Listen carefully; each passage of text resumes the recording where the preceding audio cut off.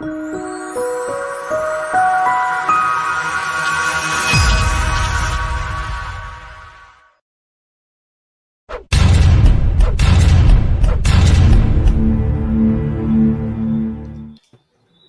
pessoal, sejam bem-vindos a mais um estudo aqui do Livro dos Médiuns.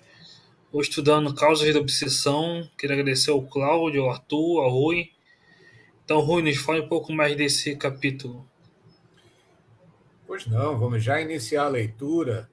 Antes, porém, cumprimentando os nossos amigos de estúdio, eminentes estudiosos do Espiritismo, Cláudio Costa, Arthur Azevedo e Eric Pacheco. Nós estamos estudando o Livro dos Médiuns, o Guia dos Médiuns e dos Evocadores. E no capítulo reservado ao estudo da obsessão, vamos agora apreciar no item 242 as causas da obsessão, dando continuidade à análise desse capítulo que iniciamos no episódio imediatamente antecedente. Vejamos, então, na medida em que surgirem as dúvidas, os destaques aqui no estúdio de Viva Voz. Vamos fazer nosso comentário e você de casa, nosso convidado, para postar no chat, digitando a sua dúvida, o seu questionamento, a sua interpretação. Com essa troca de ideias, costumamos dizer que enriquecemos o nosso conhecimento e alcançamos um patamar aprimorado de compreensão. Vejamos. A obsessão, como dissemos, é um dos maiores escolhos da mediunidade e também um dos mais frequentes. Por isso mesmo, não serão demais todos os esforços que se empreguem para combatê-la, porquanto, além dos inconvenientes pessoais que acarreta, é um obstáculo absoluto à bondade e à veracidade das comunicações. A obsessão, de qualquer grau, sendo sempre efeito de um constrangimento e este não podendo jamais ser exercido por um bom espírito, segue-se que toda comunicação dada por um médium obsidiado é de origem suspeita e nenhuma confiança merece. Se nelas alguma coisa de bom se encontrar, guarde-se isso e rejeite-se tudo o que for simplesmente duvidoso. Amigos, Kardec está exagerando nesse parágrafo, ele parece tão enfático, tão veemente ao dizer que devemos rejeitar, de acordo com a procedência, a qualidade dessas comunicações vindas de médiuns obsediados, independentemente do grau da obsessão. E isso tem sido, de alguma maneira, alvo de atenção no movimento espírita, ou ainda é muito negligenciado o perigo ou mesmo os riscos de mistificação e improdutividade do grupo por efeito da recepção ingênua, né? A recepção pouco cautelosa dessas comunicações de médiuns obsediados. Como os amigos veem essa questão a partir, inclusive, da sua prática, do seu conhecimento? O acerto de Kardec está aí na nossa realidade atual, né?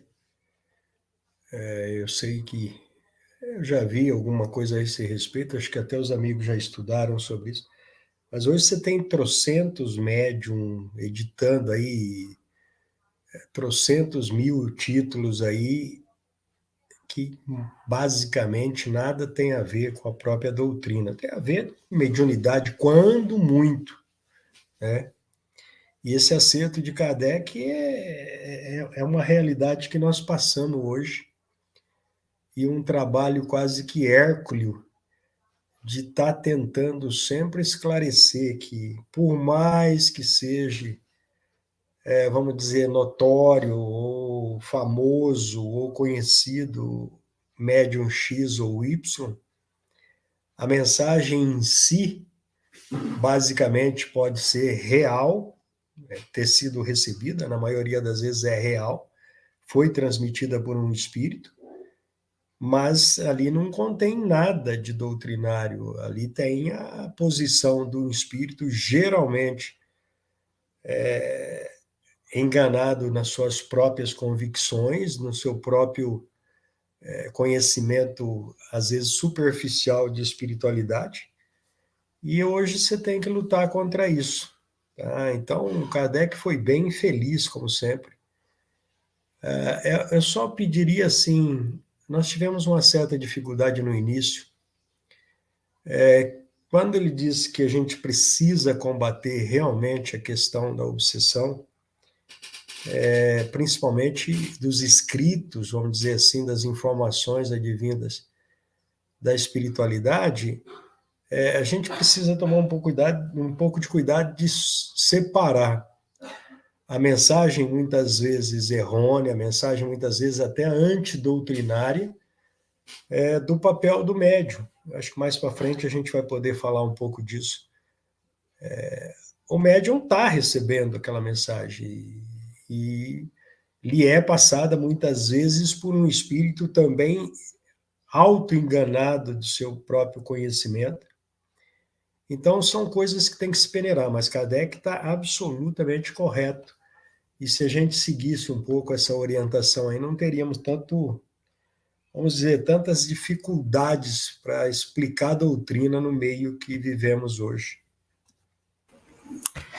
Realmente, Cláudio, todos sabem dos nossos esforços aqui em chamar atenção para isso. O que eu teria a dizer até um pouco, não sei se é diferente, mas para acrescentar, é que, por vezes, esse argumento de que o médium está obsidiado é utilizado indevidamente. Porque acontece da seguinte maneira: bem, quando eu concordo com o que foi transmitido pelo médium, tudo bem. Quando eu não concordo, eu passo a dizer que aquele médium está obsidiado. Então, isso tem sido tratado do meio espírita dessa maneira, sem, por vezes, não que ocorra sempre, haja um aprofundamento. Bem, ok, esse médium disse isso.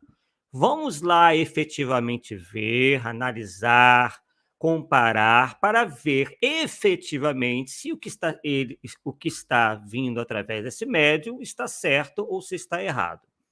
É muito complicado, de maneira geral, nós dizermos que um médium esteja obsidiado sem que nós tenhamos efetivamente uma prova cabal disso.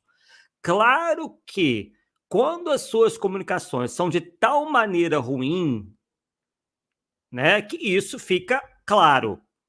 Né? Nós temos visto aí os temas recentemente que vêm sendo tratados, em que fica claro aí que esses médiums são pessoas, primeiro pelo próprio comportamento deles, né?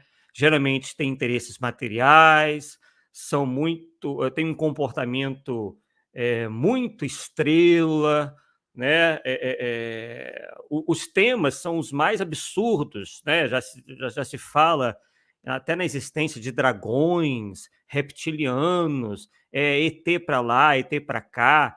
Claro, tem outras bobagens também espalhadas por aí, mas desses aí fica já muito claro de que sofrem ou padecem de algum problema. Mas há, por vezes, certos ditados que são muito que apressadamente analisados sem que se veja um panorama. Então fica muito fácil. Bem, eu não vou aceitar porque o médium está obsidiado, mas qual prova que nós temos, por vezes, que o médium está obsidiado? Como eu disse anteriormente, às vezes nós rotulamos um médium como obsidiado sem efetivamente saber do histórico dele, sem saber do comportamento e sem fazer essa comparação aprofundada sobre aquilo que ele psicografou. Né? Então, é preciso... Isso existe, né? Concordo que sim, né? Nós somos os primeiros aí a apontar esses erros. Mas, mesmo dentro da crítica, a gente tem que ser cuidadoso para também não cometermos injustiças, né? Então, temos que ter essa consciência, né? É muito interessante que tenhamos esse olho clínico, esse senso crítico apurado, mas esse senso crítico não pode ser misturado à leviandade. porque eu não gostei, porque eu acho que não faz parte da codificação, então pronto, aquele médium obsidiado, então eu rotulo ele, pronto, acabou. Não, o debate não é tão simples assim. É preciso estudar, analisar, comparar, como o próprio Allan Kardec nos diz que devemos fazer. Sem uma crítica arrazoada, não há crítica. Não há crítica construtiva. A crítica destrutiva, que simplesmente se confunde com calúnia, com um montão de coisa. Então, né, é bom fazer esse parêntese também, porque tem muita gente aí querendo dar uma de crítico literário sem ter condições para isso. Porque falam da sua própria cabeça. Eles não estão falando com base na doutrina. Olha, isso aqui está errado por causa disso, disso. Não. É porque essas pessoas têm uma opinião que simplesmente, né, não encaixou com a opinião que está no livro mediúnico, pronto, fechou a questão. Né? Então, a coisa também não é simples. Para se fazer uma crítica doutrinária de uma mensagem qualquer, de um livro e até do comportamento de um médium, é preciso, como diz o próprio Kardec, ser como o teu olho de joalheiro, né? Ter um olho experimentado e ter um conhecimento aprofundado para que a gente também não caia no outro polo que é do negacionismo, de achar que tudo que eu não acho que é bom seja ruim porque eu não acho, porque eu acho que é assim, porque eu acho que é assado. Não, tem que fazer um trabalho, ler tudo que o médium disse, ler tudo que é dito, para então a gente efetivamente dar uma opinião final. Nós temos problema com as ideias pré-concebidas, não é? Também é uma expressão muito utilizada por Kardec. Rui, só para não deixar nenhuma... tem um pequeno trechinho aí, quase no final, aí que eu acho que é aí que a gente se perde, ou pelo menos eu me perdi durante um tempo. A questão do médium estar obsediado, o Arthur foi bem categórica. O médium pode estar até sendo obsediado, tá? Está sendo enganado, está sendo deturpadas o que se passa por ele. Mas Kardec aqui é claro que a gente, quando vai levando meio por cima, segue-se que toda comunicação dada por um médium obsediado é de origem suspeita e nenhuma confiança merece. Quem não merece confiança é a mensagem, é a comunicação, e não o médium.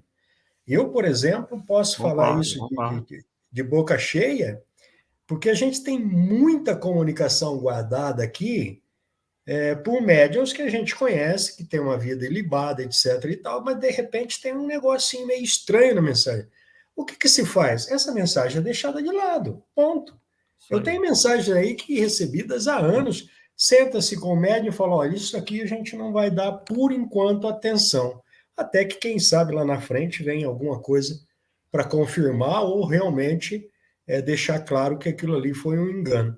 E é isso, não é o médium que deixa de merecer confiança, é a comunicação dada por ele, quando passa por esse processo. Sim, eu me referia justamente à falta de entendimento, né, dessa passagem aí, porque a gente está vendo que o discurso crítico tem descambado para certas análises superficiais, né, onde geralmente se apela para esse argumento. Não, eu não acredito nessa mensagem porque eu não acredito que o médium seja suficientemente ilibado. E para-se por aí, enquanto a coisa, no meu ver, pelo menos, é mais profunda. Mesmo porque nós tenhamos que estar efetivamente convictos, certos, que aquele médium está obsidiado, né? O Rui vai falar melhor que isso, muito melhor que eu, né? Vai falar muito melhor que eu, porque ele é advogado, né? Quer dizer, você não pode, a partir de uma premissa que não se encontre aí efetivamente confirmada, né?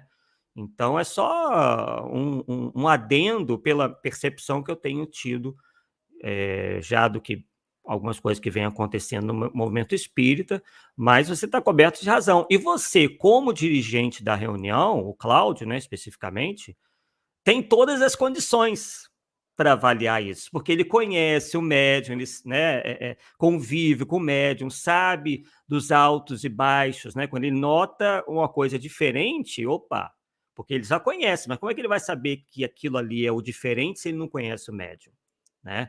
Então, realmente nessa situação, o dirigente espiritual deve estar bastante atento na observação do comportamento do médium.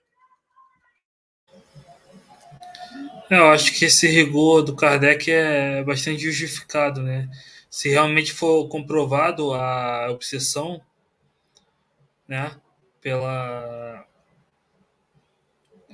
enfim, se o dirigente está ali como o Arthur falou, né, junto com o médium, ele sabe da questão do médium, então se realmente for comprovada a obsessão, realmente tudo que venha dali é de origem suspeita, né? Então fica na dúvida, né? Pega o que tem de bom, né? Cata como se diz aí, cata feijões, né? Se tiver algo de bom, pega e de ruim rejeita, né?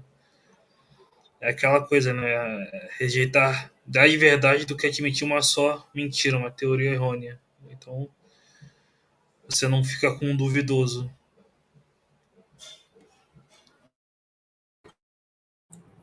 Falar em Cata Feijão, Eric, hoje é aniversário do nosso amigo Cosme Massi, né? Queremos transmitir aqui nossas congratulações ao querido amigo que tem feito relevantes contribuições, obras para a divulgação da doutrina espírita no nosso meio.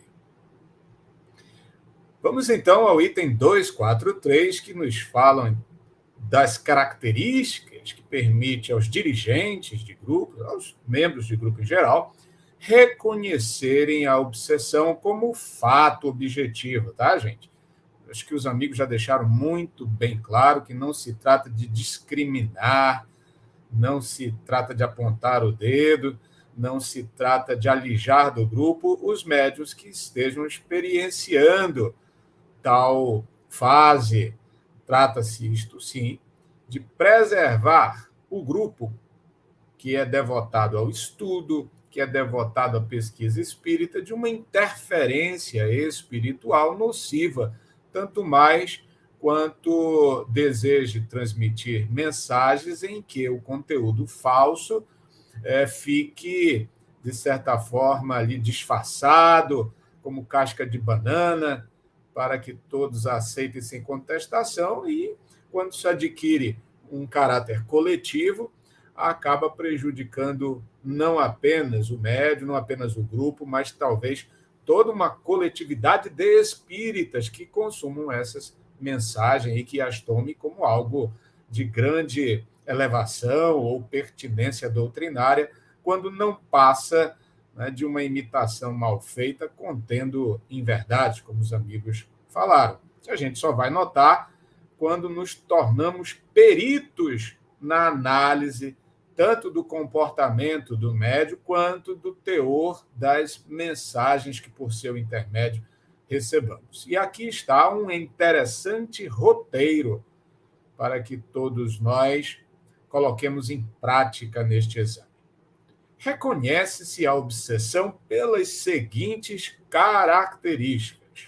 Primeira, persistência de um espírito em se comunicar, bom ou mau grado, pela escrita, pela audição, pela tipologia, etc., opondo-se a que outros espíritos o façam.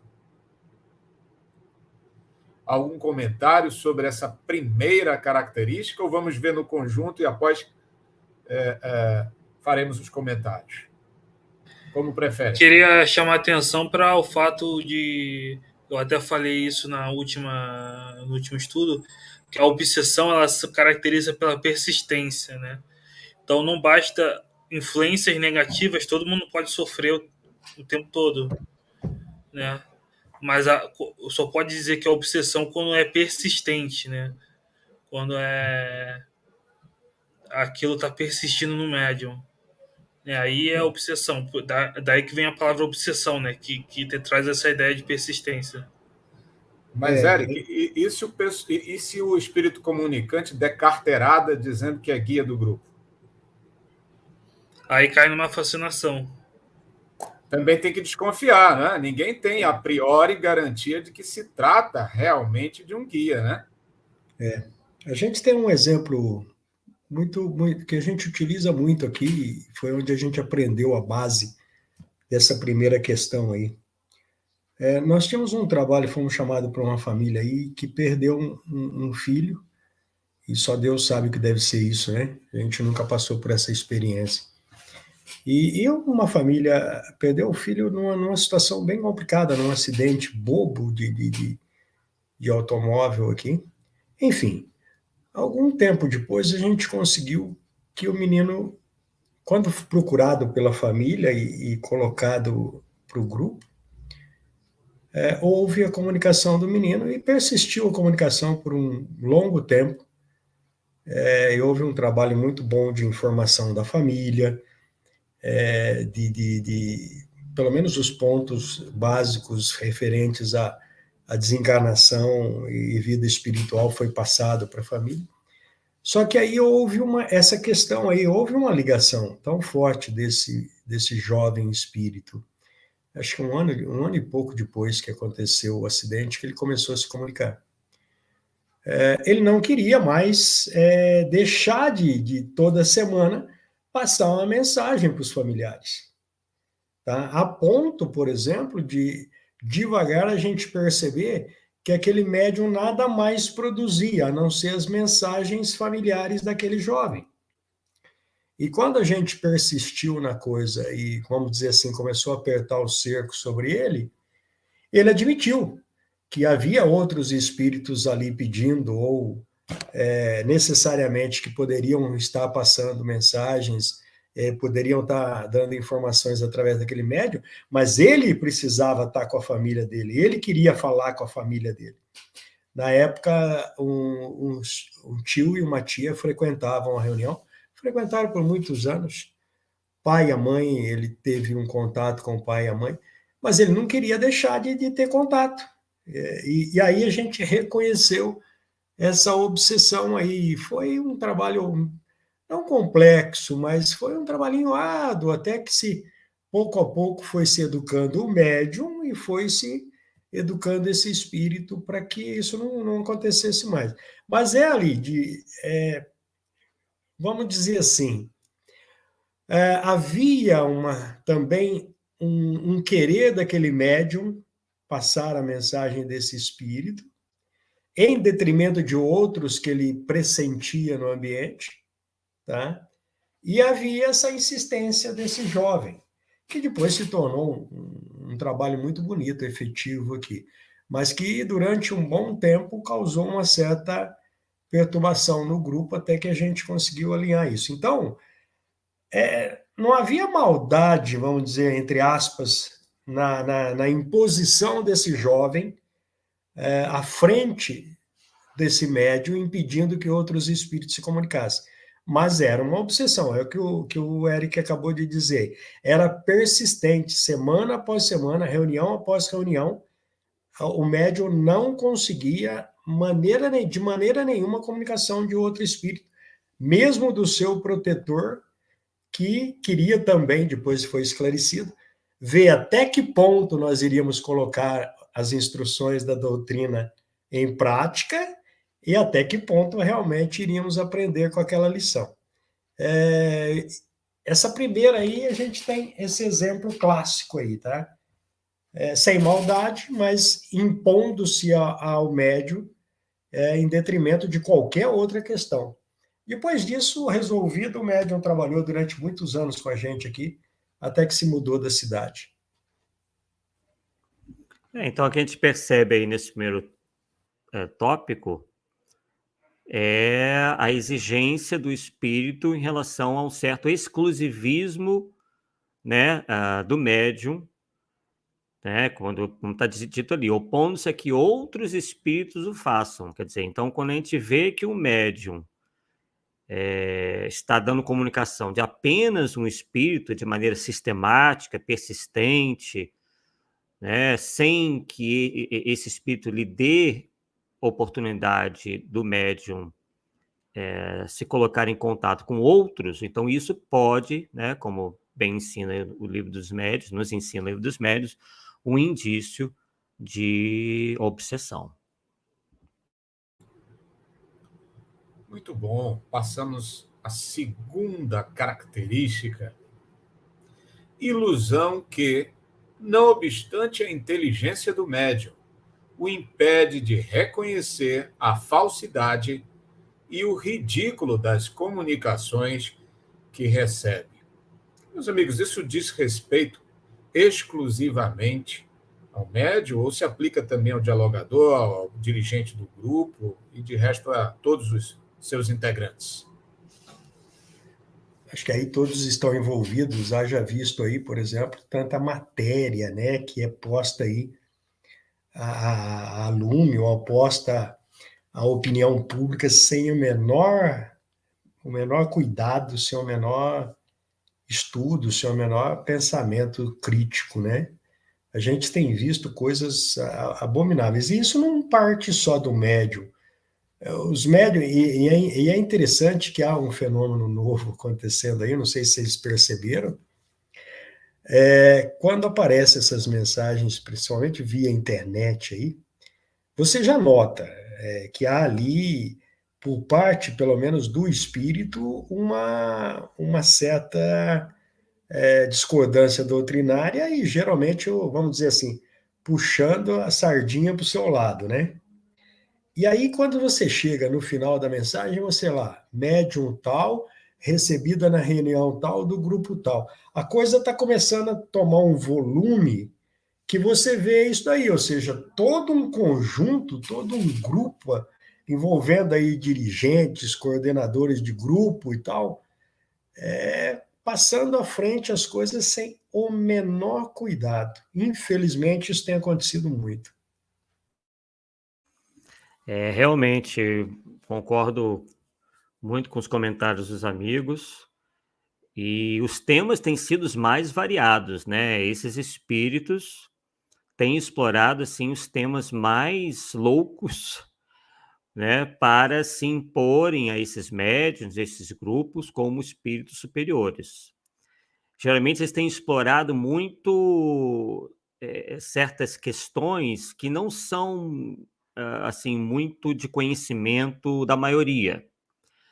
O último tema que nós tratamos, só para exemplificar, foi a questão da terra oca, né? Como boa parte da população não entende, né, até pela falta de escolaridade, falta de estudo, muito sobre geofísica, sobre topografia, sobre constituição do planeta Terra, né, constituição geológica do planeta Terra, acreditam essas pessoas acabam acreditando nessas bobagens, né? Então é só um exemplo, mas tem uma série, né, infindável de assuntos que esses espíritos gostam de tratar e sempre dando uma ideia, assim, de que está sendo revelado alguma coisa, assim, extraordinária e que aquele grupo específico está tendo, assim, contato com uma revelação, né? Com algo que não está à altura da maioria das pessoas na Terra, porque eles são especiais.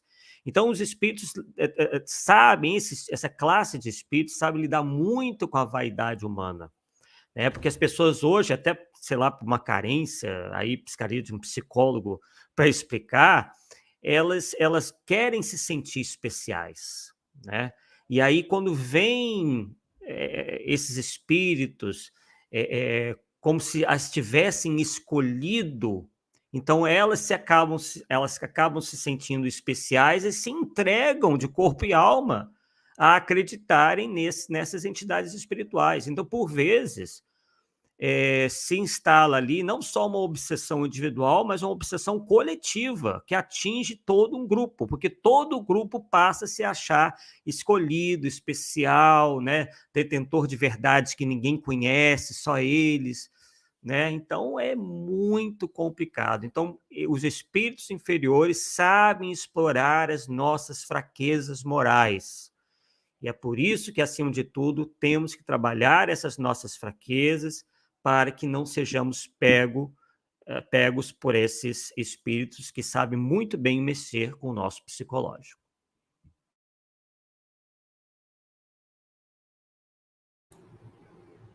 Muito bem.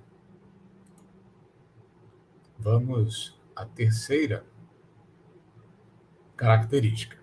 Crença na infalibilidade e na identidade absoluta dos espíritos que se comunicam e que, sob nomes respeitáveis e venerados, dizem coisas falsas ou absurdas. Todos nós conhecemos alguns médiuns que, por terem a prática, né, há décadas, com alguma vidência, entendem que são infalíveis, né? Quando avistam aquela determinada entidade ou espírito que se comunica, para asseverar, não, eu tenho certeza que se trata visualmente do bom espírito, né, do espírito confiável. Então, ele entende que a sua vidência é infalível, ou a sua audiência. Então, como orientar, explicar didaticamente a esses amigos convictos de que não há essa infalibilidade, mesmo na identidade visual dos espíritos que se comunicam por seu intermédio? Essa questão de identidade visual também, como qualquer questão mediúnica, né, varia ao infinito. É claro que é sempre bom, a gente sempre tem a oportunidade de ter um ou dois médiums com algum grau de evidência dentro do grupo, é muito bom. Mas um cuidado tremendo, porque a gente já percebeu em algumas ocasiões que isso é uma coisa tão manipulável quanto a escrita, quanto a falar, qualquer coisa. Então, mesmo quando você tem ali as impressões de um médium que tem essa possibilidade, é preciso analisar aquilo que ele informa, porque pode também ser enganado pela evidência da mesma maneira que o outro pode ser enganado pela emoção, pelo sentimento. Uma das coisas, eu não me lembro de Kardec ter tratado disso mais a fundo, mas nós temos várias experiências aqui do médium ali, principalmente em contato com um familiar já desencarnado e tal, querer identificá-lo pelo sentimento. Falei, cara, a gente chora porque a gente vê uma novela que você sabe que é um fingimento. A gente chora por causa de uma cena de cinema, e muitas vezes a emoção que é passada é pela, vamos dizer assim, pela capacidade do artista, e não pela questão em si que é inventada, é ilusória. E isso daí na mediunidade é Nossa Senhora! Então, muito cuidado também, essa crença, né? Olha, eu estou vendo isso, eu estou vendo assado. A gente já teve ocasiões de 2, 3 médiums verem coisas diferentes no mesmo ambiente. Você sabe, então, que você tem 3 indivíduos com capacidade diferenciada. Em qual que você vai acreditar? Você tem que ter um conjunto, uma coisa muito delicada de, sabe, olha, o médium quietinho lá, às vezes fala assim, olha, eu não senti firmeza quando falaram que tal fulano está aqui ou não está aqui. Então, é um jogo muito sutil levado com essas informações aqui, senão a gente se perde fácil, fácil, fácil. E o que dá para perceber é que Kardec não experienciou, nem teve tempo para isso, todas as artimanhas que os espíritos mistificadores gostam de se utilizar. Hoje, por exemplo, como esses espíritos sabem que o acesso à informação é muito maior, então eu acredito que essa tática de se apresentarem como nomes respeitáveis e venerados já não é tão utilizada. Hoje é preferível, por exemplo, eles adotarem um nome de um desconhecido e começar a se atribuir determinadas qualidades. Então, eu uso um nome qualquer, né, o espírito usa um nome qualquer, e começa a dizer que foi um alto sacerdote no antigo egípcio, que viveu na Atlântida, na Lemúria, que veio de outro planeta, que reencarnou em Marte. coisas assim, né, que não são possíveis de serem verificadas, né? Então, à medida que o indivíduo está lidando com informações inverificáveis, fica mais difícil, né, para o indivíduo, para o médium, enfim, para os envolvidos, né, encarnados, reconhecerem, né, a identidade daquele espírito. Na medida que, por exemplo, ele se dizer um Fenelon ou um João Evangelista, já fica mais, né, complexo para o espírito, porque daí, né, há quem possa conhecer bem o estilo, conhecer bem a vida, né, de algumas dessas personalidades, e aí, né, o espírito ser desmascarado. Então, é preciso muito cuidado com tudo, né? Quando o espírito geralmente começa assim a incensar a si mesmo em muito alta conta, se dizendo assim muito importante, né? Muito que reúne todas as qualidades para ser venerado, realmente é um indício bem claro de que é um espírito orgulhoso, né? Um espírito que está querendo se impor de certa forma, como bem disse o Rui há minutos atrás, dando uma carteirada qualquer de espírito sábio, sem que efetivamente o seja. Então, são essas as características, né, que identificam um médium fascinado, no caso, né? Então tem que ficar realmente de olho. O médium realmente não percebe o ridículo das comunicações, ele acredita na identidade absoluta dos espíritos, né? Nem duvida, né? O espírito faz com que o médium se afaste de todos, né? E ele tem confiança cega absoluta, né? Às vezes costumam ser espíritos bastante escrevinhadores, né? Faz o médium passar horas e horas escrevendo calhamaços, né?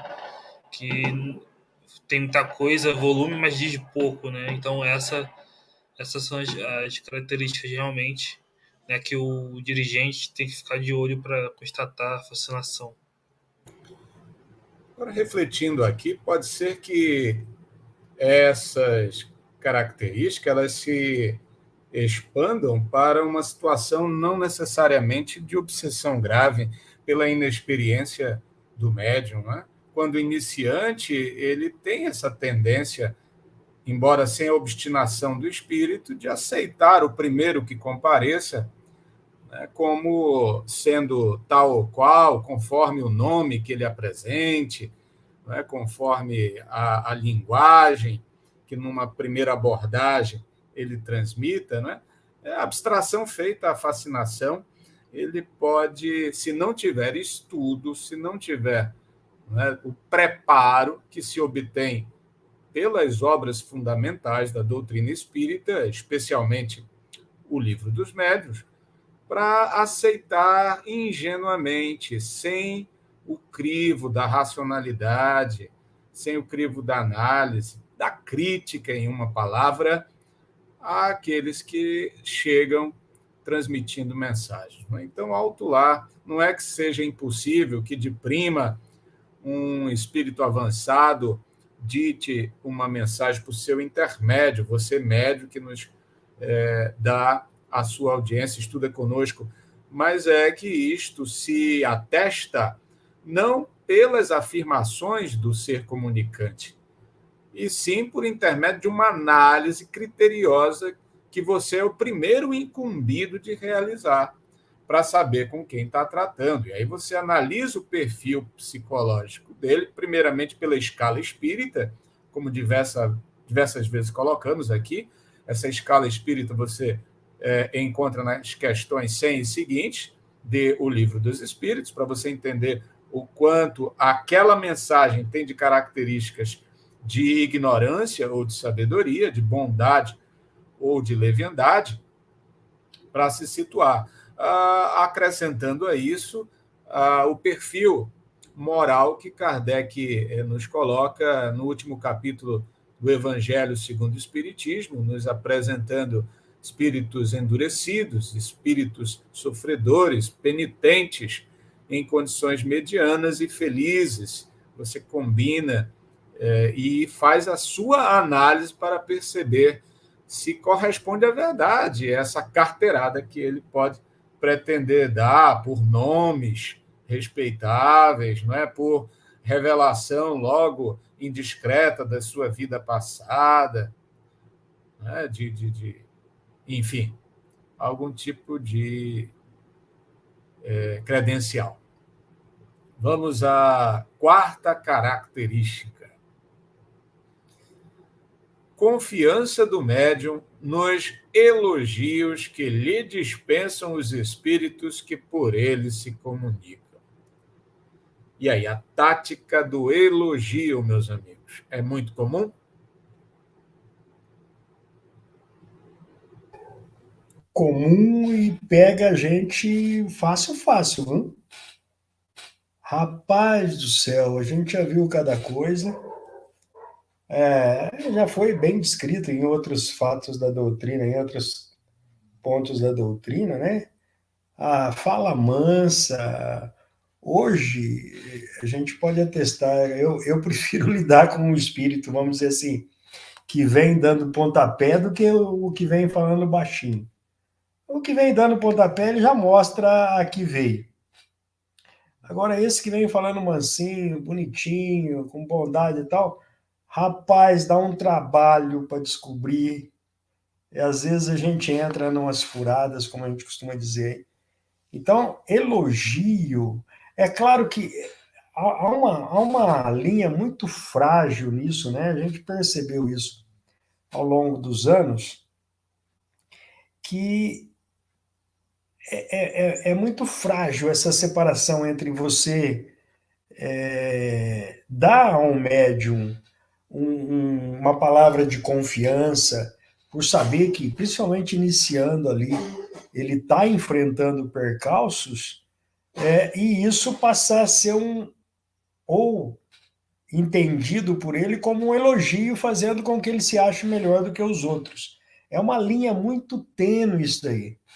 Então a gente tem que estar sempre tendo cuidado para que você também não desanime o médium. De repente o médium vem meses, anos numa reunião, produz numa reunião e, não, ninguém me dá uma palavra de conforto, ninguém me dá uma palavra de confiança, eu largo mão. Eu já vi isso acontecer em grupos. Mas é muito claro quando os elogios, principalmente da parte espiritual do chamado guia, dos chamados protetores aí, passa de um limite razoável ali, aí tem coisa, tá? O Cláudio foi bem cirúrgico aí. Realmente, os espíritos superiores, eles são bem cuidadosos em relação aos elogios, né? Eles são bem parcimoniosos e, geralmente, o elogio vem na forma de incentivo, né? Para que o indivíduo continue, né, acertando, continue naquele ritmo ali, caso efetivamente ele esteja se empenhando. Agora, realmente, como o Claudio disse, quando os elogios são muito rasgados, muito insistentes, muito diretos, né, aí realmente aí que está querendo pegar por aquilo que nós comentamos anteriormente, que é pegar o médium pela vaidade. E realmente, quando o mosquitinho da vaidade, né, pica, é difícil de segurar, né? Se o indivíduo não tiver uma cabeça boa, né, se ele tiver alguma tendência maior a ser um indivíduo orgulhoso, vaidoso, aquilo pode ser o que talvez estava faltando para que ele comece a se desencaminhar. E aí começa a não ouvir ninguém, começa a se achar o bambambam, né, o melhor que tem, e isso é um caminho realmente que todos devem evitar.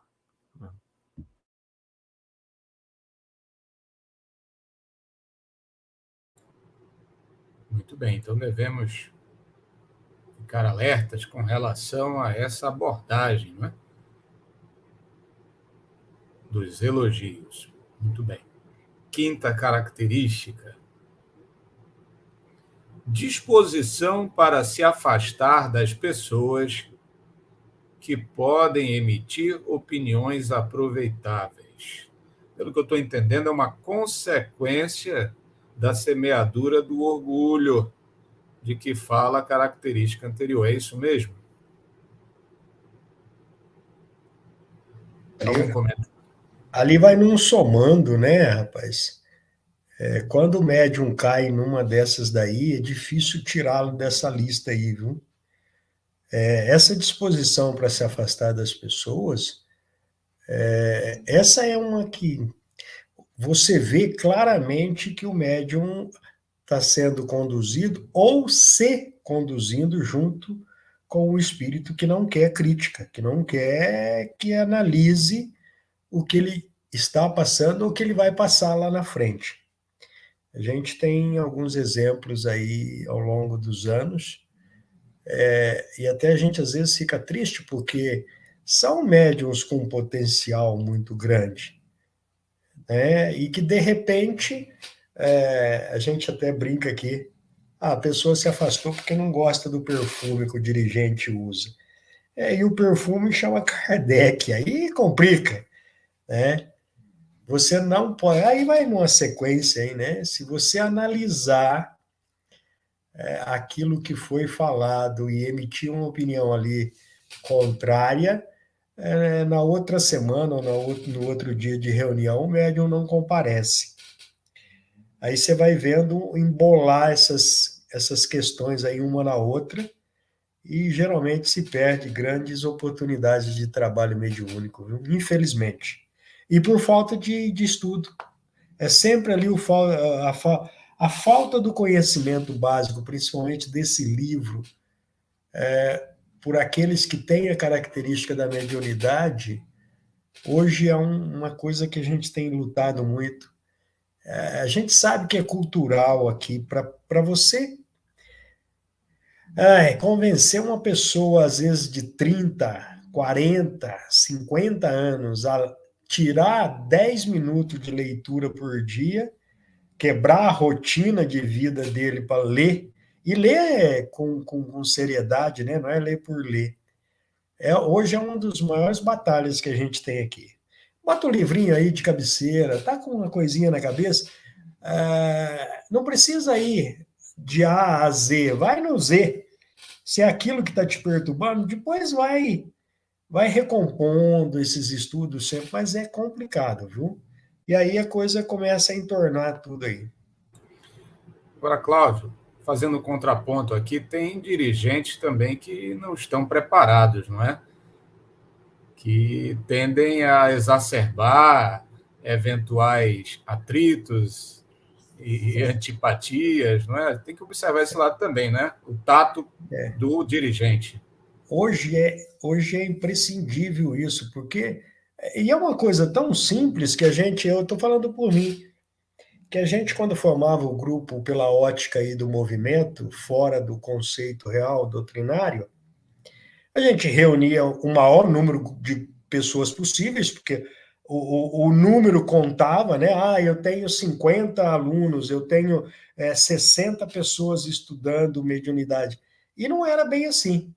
Você não consegue trabalhar as características. Quando começamos a trabalhar realmente com pequenos grupos, você tem que desenvolver um tato para lidar com cada característica pessoal, tanto que a sua também, né? Você, como dirigente, um elemento essencial ali daquela reunião, você muitas vezes tem que abrir mão de algumas características próprias suas, tá? Intempestividade, crítica, como diz o Arthur aí, crítica pela crítica, que não constrói nada, passar por cima, às vezes, de melindres aí, não é fácil, é uma coisa de construção. E observar as características pessoais, vamos dizer assim, e os grupos reais, eu vou dizer assim, não permanecem a vida toda reunida. Você tem elementos novos entrando, você tem, às vezes, elementos de longa data ali saindo do grupo, então, isso é uma constante trabalhar essas questões de particularidades de cada um. Acho que a arte hoje de se fazer uma reunião espírita genuína é o que Kardec ensina e os espíritos superiores ensinam, tirar o melhor de cada um. Tá? Esse é o segredo hoje. É interessante esse quinto item, né? Porque tá amarrado com os outros itens, né?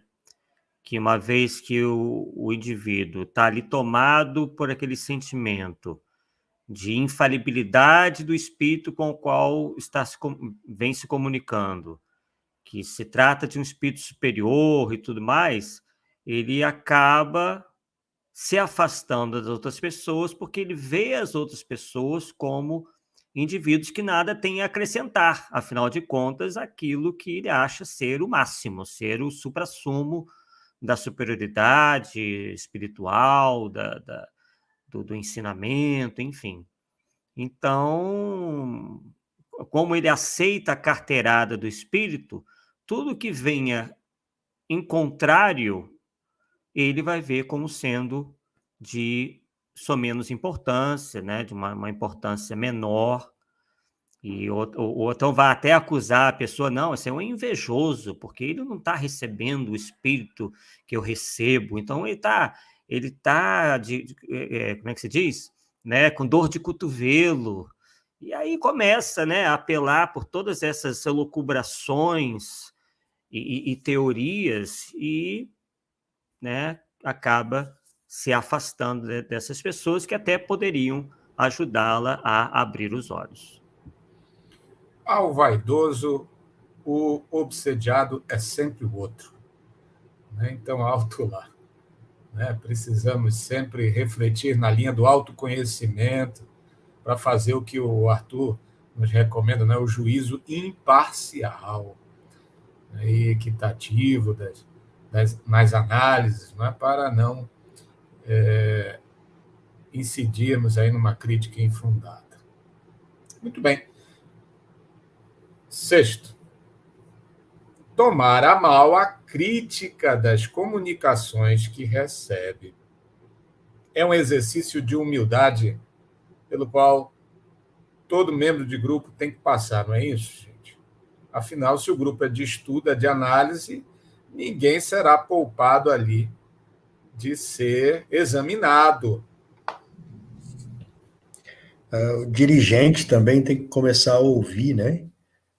Porque muitas vezes, sem querer, o dirigente tem uma linha de trabalho. A gente teve que ir mudando essa linha de trabalho à medida que foi conhecendo a doutrina e continua mudando. Né? Sempre que um fato novo é adquirido dos fundamentos básicos aí, a gente começa a olhar as questões de uma forma diferenciada, quanto mais se aprofunda. E hoje a gente vê, na maioria dos grupos, que há uma dificuldade muito grande de se criticar quem está à frente do grupo. Ninguém tem coragem, tá? Ninguém aponta um erro de condução, um erro de comportamento de um dirigente de reunião ou de um presidente de centro, porque se criou uma áurea em cima do cargo, vamos dizer assim, que às vezes põe tudo a perder.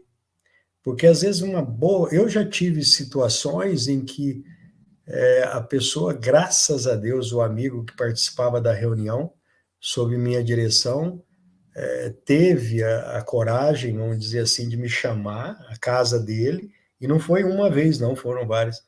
Olha, Cláudio, aquela situação que se passou lá entre a gente, ou aquela situação que se passou entre você e o médium naquele dia lá, eu acredito que você excedeu, que você passou dos limites. É claro que num primeiro momento isso deixa a gente um pouco, mas aí você vem, dá uma relida nas orientações doutrinárias, agradece e fica bem atento para não cometer aquele erro de novo, tá? Algumas vezes a possibilidade de chamar aquela pessoa, eu já tive essa ocasião, da qual você teve um entrever ou não percebeu que a sua crítica foi além de um limite razoável, chama aquela pessoa, se esclarece, se coloca as coisas, vamos dizer, em pratos limpos, e você tem ali um aliado ali para frente na reunião. Se é um médium efetivo da reunião, acontece um processo muito legal. Os espíritos que trabalham por aquele médium também se sentem agradecidos da lisura da coisa. E você vê, às vezes, até, vamos dizer assim, uma excelência maior no trabalho daquele médium a partir do momento em que médium e dirigentes se acertaram pessoalmente. São coisas muito delicadas, é muito pessoal essas coisas, mas é para se... Ou seja, o dirigente também está colocado dentro dessas disposições aí, dessas características aí. Ah, foi feito para o médium nessa situação, mas o dirigente talvez seja ali um médium também responsável pela tomada de decisões do grupo. Perfeito, né? Tem que ter o bom senso na hora de pronunciar essa crítica, mas o fato é que você, médium, esteja preparado para recebê-la, não pode se melindrar. O conteúdo não é seu, vem por seu intermédio. Claro, tem sempre aquela leitura que coloca, por exemplo, a questão da interferência exagerada do espírito do médium, vulgo animismo. Nem mesmo diante de uma colocação nesse rumo se deve recear de ser mal interpretado e ficar melindrado, ficar de mau humor, ficar, enfim, com restrições de participar daquele grupo. Mas se, de fato, o dirigente é preparado, isto deve ser recebido com a mente aberta, como algo que vai auxiliar ao aprimoramento do exercício da mediunidade.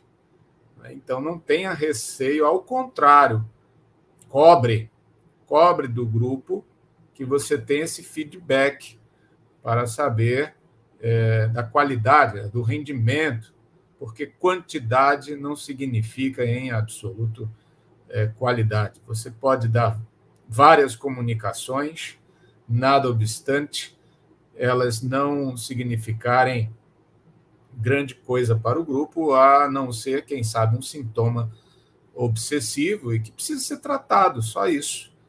Então, você recebendo esse diagnóstico, você poderá ser auxiliado para reabilitar-se e poder fazer mais e melhor no grupo.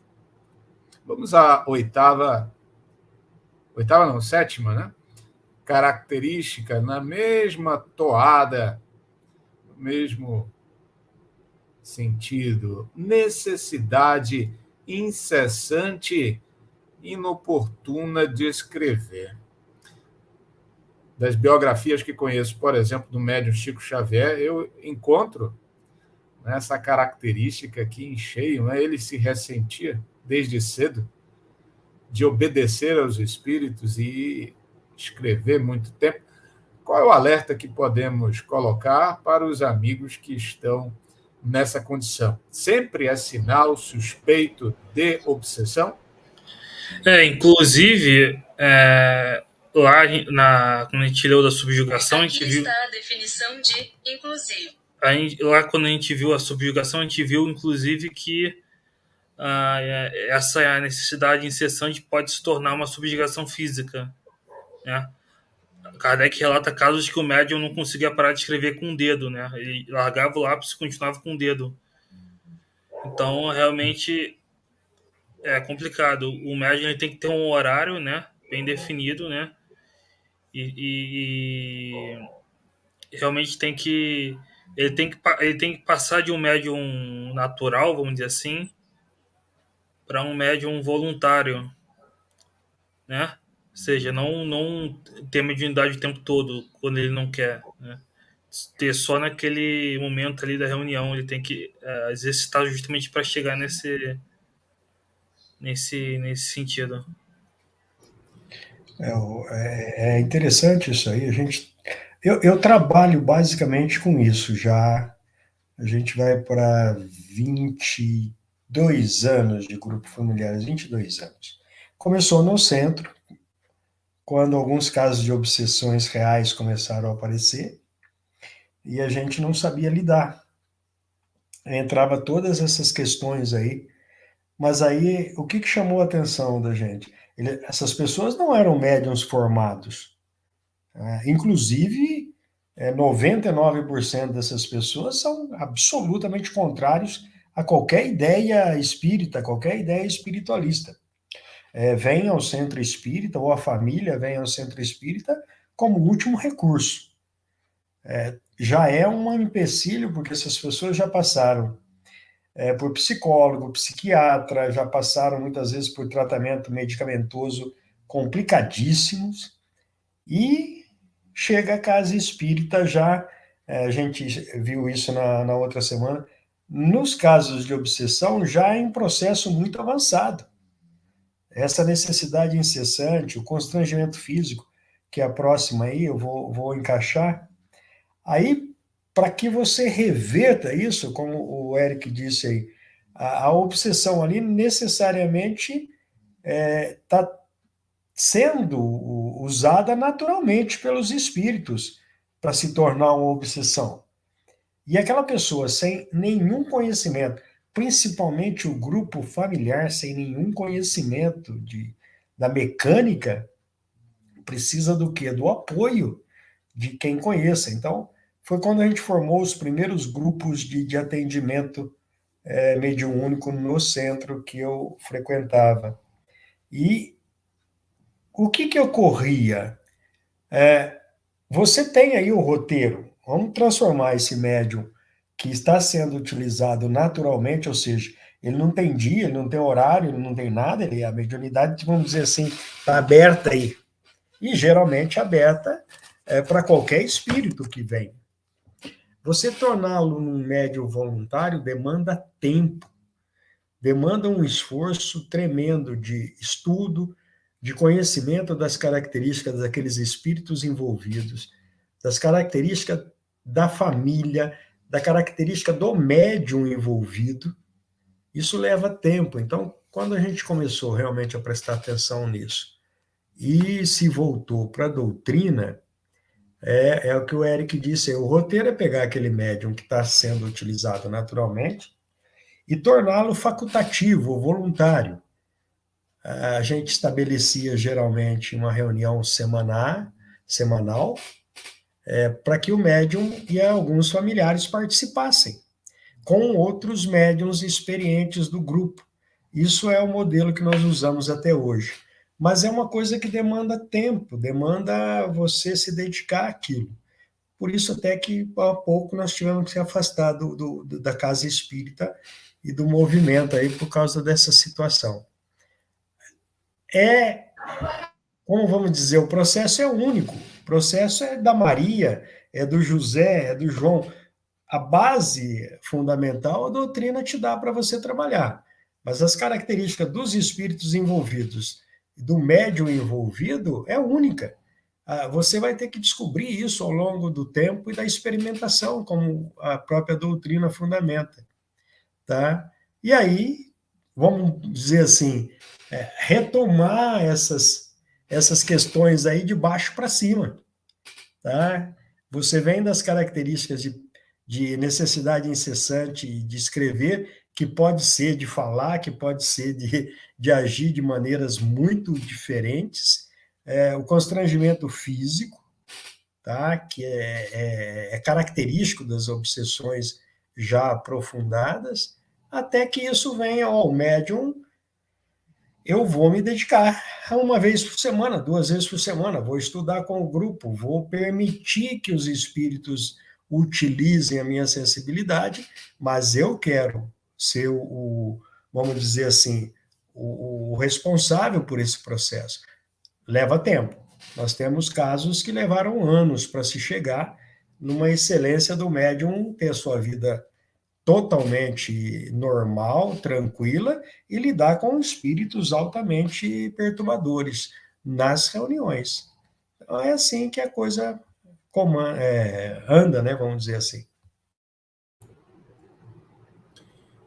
Observemos, então, que esta necessidade não significa, não pode ser confundida com a facilidade do exercício da faculdade mediúnica.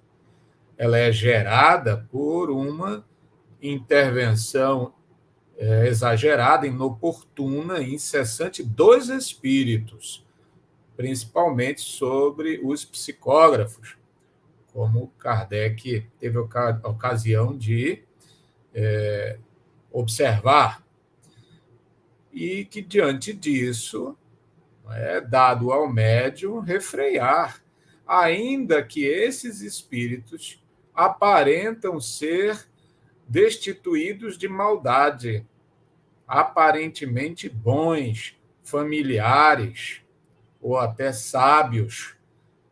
Desconfie, você, médium, do espírito que te requisita o tempo todo a passar mensagens, porque isto não condiz com a característica não só do exercício da mediunidade, mas de conduta dos espíritos realmente avançados, que vão respeitar o livre-arbítrio do médium, que vão respeitar a sua necessidade de repouso, de privacidade, né, de outras ocupações, sem estar requisitando o tempo todo a sua intervenção no sentido ou no outro como mensageiro. Então, muito cuidado, dizemos isso, fazendo menção a um caso concreto, né, de um médium famoso, mas sem com isso querer desmerecer a sua pessoa, a sua obra como um todo, mas apenas lembrando de um certo episódio, de um certo momento em que ele próprio narra que ele era um verdadeiro escravo dos espíritos, que era constrangido a ficar escrevendo. Constrangido, se não fisicamente, mas moralmente. Se não pelo elogio, mas pela ameaça, pelo medo de sofrer algum tipo de represália. Sim, não, só queria complementar, realmente é um caso que exemplifica isso, inclusive teve a vez que quando ele pediu para o espírito deu um prazo, né? Falou assim, você vai escrever 30 livros e depois para. Aí chegou nos 30, aí ele veio e falou, agora eu vou parar. Aí o espírito veio e falou, não, você vai continuar, senão você vai desencarnar. Então realmente é uma coisa bem agressiva. Bom, um exemplo que eu posso dar aqui, pessoal, nós tivemos essa amiga até hoje participa aqui. Só para vocês terem uma ideia, ela era. Hoje ela trabalha num fórum, mas ela era subgerente de um banco da cidade. E quando nos procurou, qual era a característica da mediunidade? Ela depois se revelou uma magnetista nata, né? Natural. Ela tinha que simplesmente travar as mãos dela debaixo da mesa quando ela estava atendendo um cliente, que o amigo espiritual queria impor a mão na pessoa que tinha alguma dificuldade, algum problema. Ela falou, olha, chegou num tal grau que eu mandei instalar uma barra debaixo da minha mesa e eu travo minhas mãos ali, porque ele quer usar minhas mãos para impor a mão na pessoa. Isso dentro do banco, no horário de trabalho dela. Ela falou, algumas vezes, quando eu vou acompanhar um cliente até a porta, depois de feito um negócio, a minha mão automaticamente vai para a nuca do cliente. Eu fico constrangidíssima. Olha, um processo também demorado de explicar a esses espíritos que eles não podiam utilizar o médium daquela maneira, que isso era uma verdadeira obsessão e tal. Depois de algum tempo, você deve estar hoje há pelo menos 10 anos trabalhando efetivamente com o grupo. O constrangimento parou, ela começou a mentalmente trabalhar à disposição dela de exercer a mediunidade, começou a estudar a mediunidade, o que é, o que não é, o que pode, o que não pode, E ela trabalhou esses espíritos. A gente dá só o suporte doutrinário. A gente apresenta, quando essas questões nos são propostas, a base que a pessoa vai ter que trabalhar ali. E depois, se quiser, o grupo está aí para praticar. Ela está com a gente até hoje, trabalha num fórum hoje. Você imagina ela impondo a mão em juiz, em advogados, dentro do trabalho dela. Então, graças a Deus, isso está bem organizado hoje.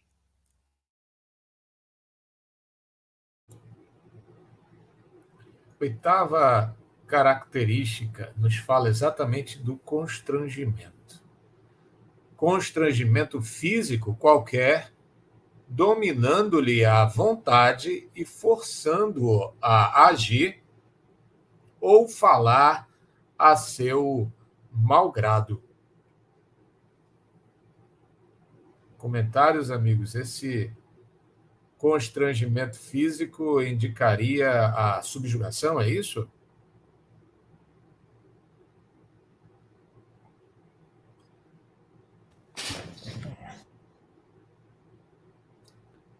Muito bom. Vamos, então, à nona característica.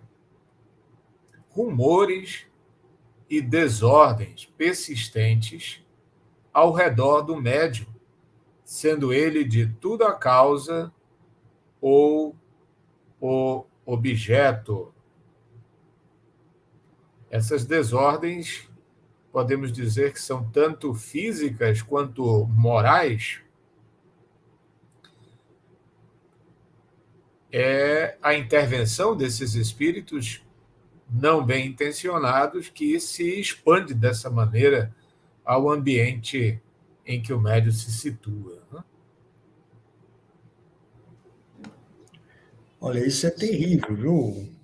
Eu tive que atender a porta ali. O constrangimento físico acima aí foi esse caso que a gente contou e outros que a gente teve. Quer dizer, a pessoa fica numa situação muito delicada, porque não é respeitado o seu trabalho, não é respeitado o seu lazer, como o Rui bem disse.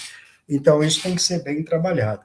Essa questão dos rumores aí, ai, gente, quando há possibilidade, eles fazem de tudo com os médiuns mesmo, viu?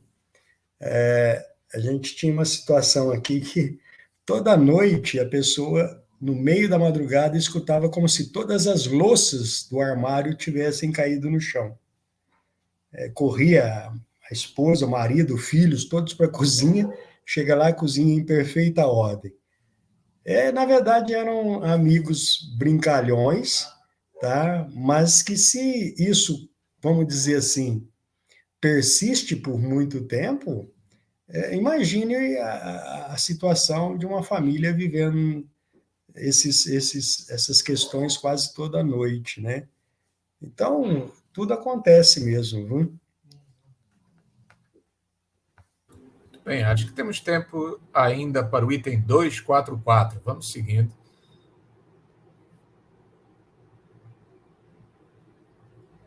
Diante do perigo da obsessão, ocorre perguntar se não é lastimável o ser-se médium. Não é a faculdade mediúnica que a provoca? Numa palavra, não constitui isso uma prova de inconveniência das comunicações espíritas? Fácil se nos apresenta a resposta e pedimos que a meditem cuidadosamente. Vamos lá, aqueles que consideram a mediunidade uma doença. Vamos ver o que Kardec nos orienta a respeito. Textualmente, diz Kardec, não foram os médiuns, nem os espíritas que criaram os espíritos. Ao contrário, foram os espíritos que fizeram haja espíritas e médiuns.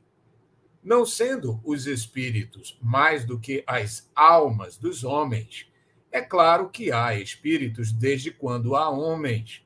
Por conseguinte, desde todos os tempos, eles exerceram influência salutar ou perniciosa sobre a humanidade.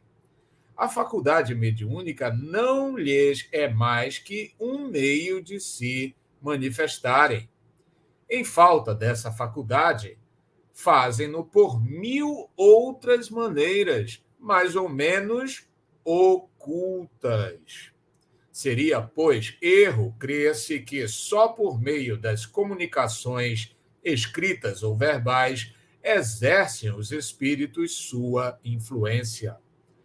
Esta influência é de todos os instantes, e mesmo os que não se ocupam com os espíritos ou até não creem neles, estão expostos a sofrê-la, como os outros e mesmo mais do que os outros, porque não tem com que a contrabalance.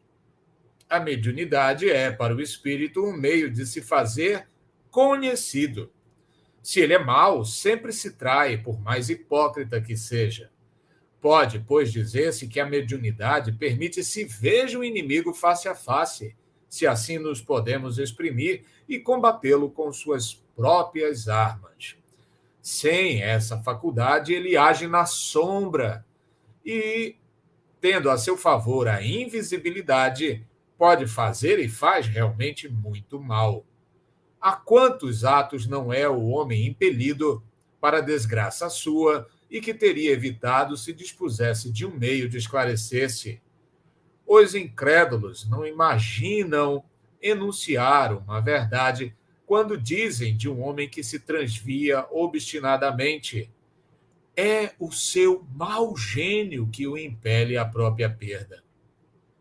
Assim, o conhecimento do espiritismo, longe de facilitar o predomínio dos maus espíritos, há de ter como resultado, em tempo mais ou menos próximo, e quando se achar propagado, destruir esse predomínio, dando a cada um os meios de se pôr em guarda contra as sugestões deles. Aquele, então, que sucumbir, só de si terá que se queixar. Regra geral: quem quer que receba mais comunicações espíritas, escritas ou verbais, está sob má influência. Essa influência se exerce sobre ele, quer escreva, quer não, isto é, seja ou não seja médium, creia ou não creia. A escrita faculta um meio de ser apreciada a natureza dos espíritos que sobre ele atuam e de serem combatidos, se forem maus, o que se consegue com mais êxito quando se chega a conhecer os motivos da ação que desenvolvem. Se bastante cego é ele para o não compreender, podem outros abrir-lhe os olhos. Em resumo, o perigo não está no espiritismo em si mesmo, pois que este pode, ao contrário, servir-nos de governo e preservar-nos do risco que corremos incessantemente à revelia nossa. O perigo está na orgulhosa propensão de certos médiuns para, muito levianamente, se julgarem instrumentos exclusivos de espíritos superiores, e nessa espécie de fascinação que lhes não permite compreender as tolices de que são intérpretes.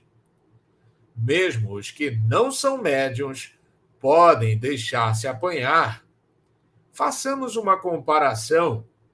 Um homem tem um inimigo secreto a quem não conhece e que contra ele espalha subrepticiamente a calúnia e tudo o que a mais negra maldade possa inventar. O infeliz vê a sua fortuna perder-se, afastarem-se seus amigos, perturbada a sua aventura íntima. Não podendo descobrir a mão que o fere, impossibilitado se acha de defender-se e sucumbe. Mas, um belo dia, esse inimigo oculto lhe escreve e se trai, não obstante todos os ardis de que se vale. Eis descoberto o perseguidor do pobre homem, que desde então pode confundi-lo e se reabilitar. tal o papel dos maus espíritos, que o Espiritismo nos proporciona a possibilidade de conhecer e desmascarar.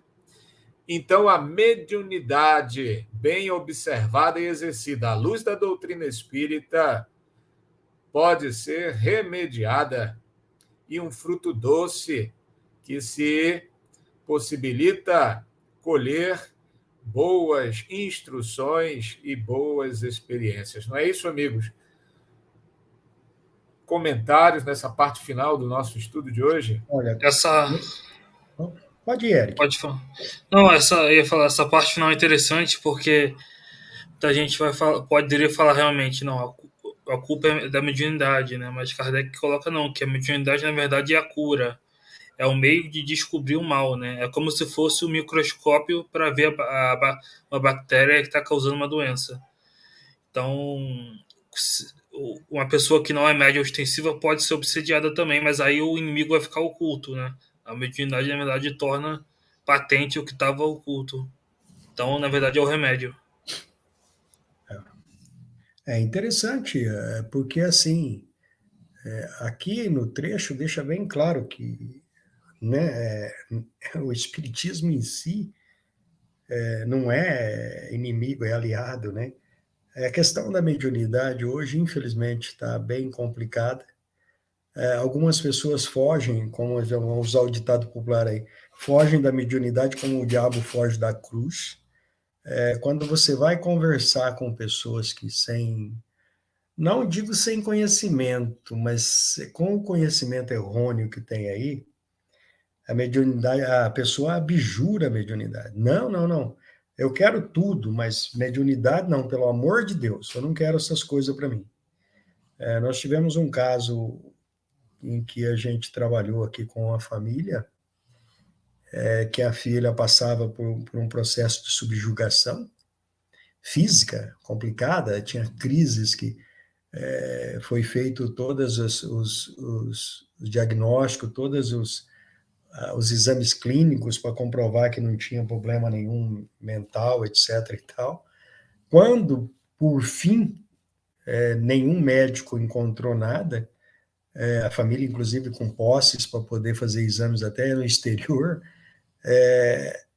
o que nós ouvimos foi o seguinte: eu preferia que ela tivesse um tumor do que tivesse mediunidade. Então, chega-se a um ponto de alienação que às vezes você escuta esses absurdos. Hoje a gente tem, e está aí bem descrito por Kardec, a mediunidade é um fator determinante para que você consiga ver onde você tem um erro, onde você pode melhorar. A obsessão hoje a gente utiliza ela quase que como uma ferramenta de educação. Quando muito bem compreendida, você consegue ter, eu digo bem claro, uma evolução moral do indivíduo encarnado e do indivíduo desencarnado. A gente tem visto isso ao longo dos anos aqui.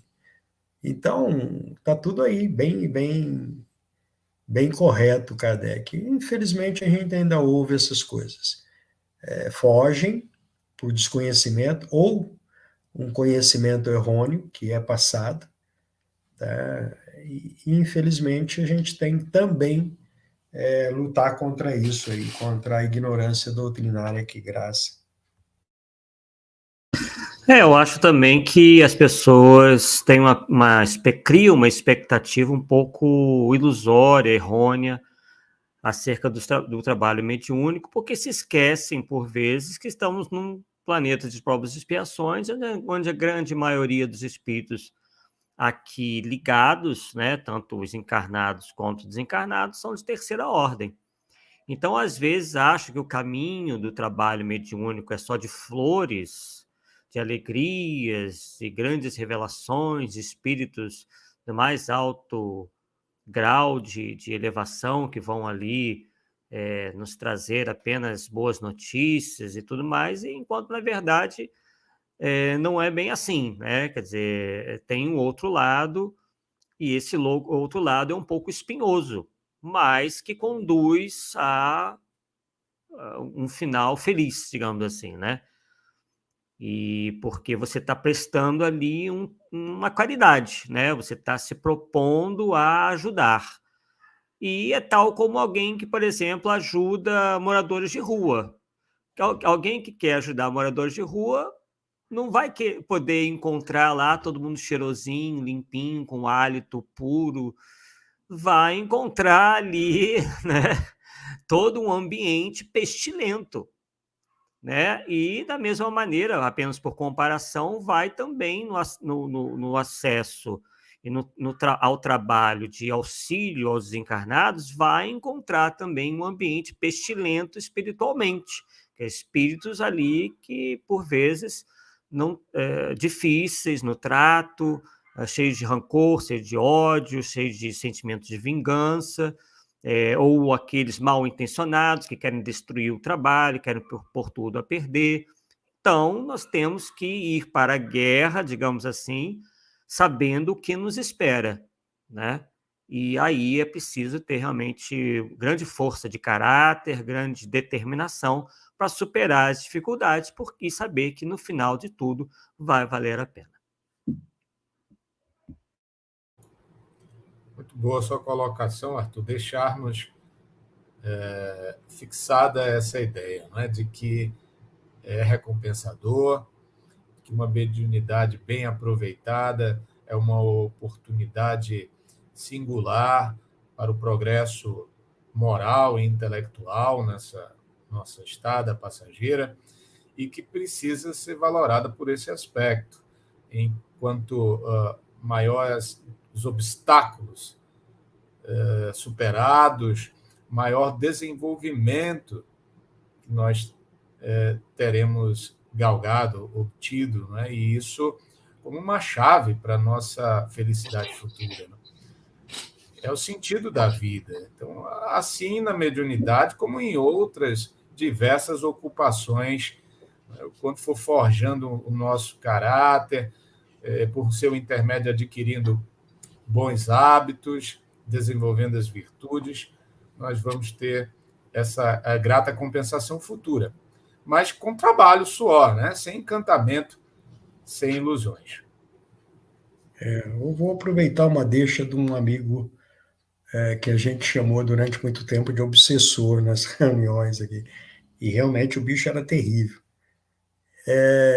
Depois de um tempo sem contato com esse espírito, a pessoa com a perturbação não quis seguir à frente com a mediunidade, tá bem, continua com sua vida normal aí.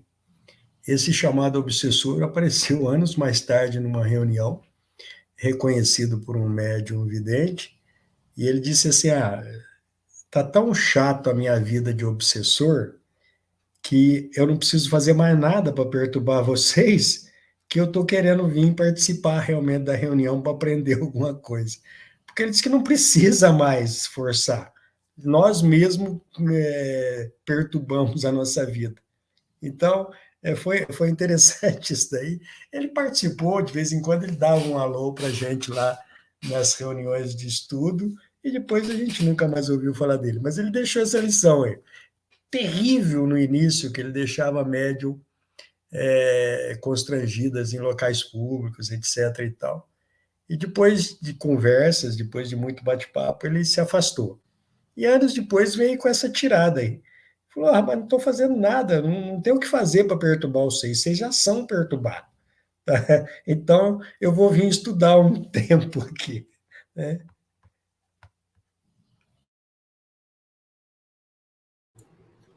Eric, temos participação, fecha com você. Excelente. Não teve pergunta, só o pessoal aqui agradecendo, boa noite. Aqui a Shirley fala da escala espírita, a importância, né? E é isso. Então, pessoal, foi excelente tudo. Queria agradecer ao Arthur, ao Cláudio, ao Rui. Lembre de curtir, compartilhar, se inscrever, seguir. E é isso. Até uma próxima.